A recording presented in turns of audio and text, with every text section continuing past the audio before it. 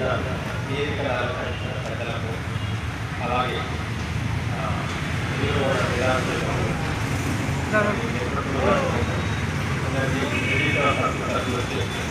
నమస్కారం.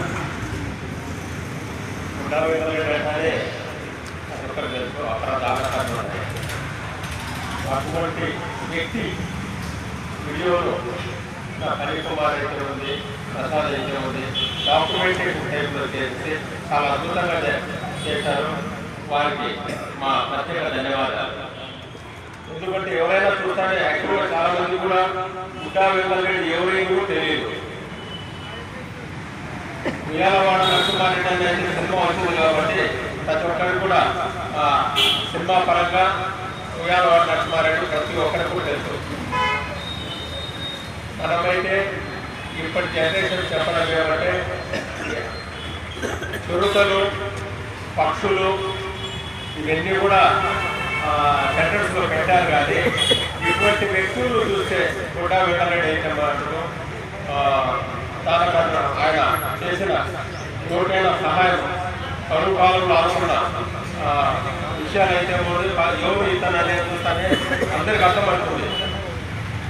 అలాగే ఉయ్యాలవాడ నరసింహారెడ్డి చూస్తే దేశభక్తి కోరుతుంది ప్రతి వ్యక్తిలో కూడా.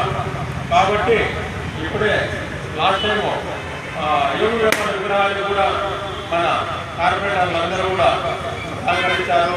వాళ్ళ స్ఫూర్తితోనే ఈరోజు సోనో విద్యర్ దగ్గర యోగి వేమన విగ్రహం పెట్టడం వాళ్ళకు కూడా మేము ప్రత్యేక ధన్యవాదాలు తెలుపుకుంటున్నాము.